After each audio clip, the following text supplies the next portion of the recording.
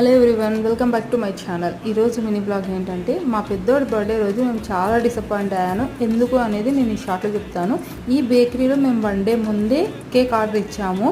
Cake receive చేసుకునేటప్పుడు వాళ్ళు లోపల నుంచే ప్యాక్ చేసుకుని వచ్చేసారు. మేము హడావిడిలో తీసుకుని వచ్చాము. అది ఎంత వరస్ట్గా డెకరేషన్ చేశారనేది మీరే చూడండి. ప్లస్ హ్యాపీ బర్త్డే అనేది ఫుల్ సెంటెన్స్ రాయలేదు. ఇది ఒక డిసప్పాయింట్మెంట్. నెక్స్ట్ ఈ క్యాండిల్ చూడండి ఎలా తుస్సుమనిందో, ఇది ఒక డిసప్పాయింట్మెంట్.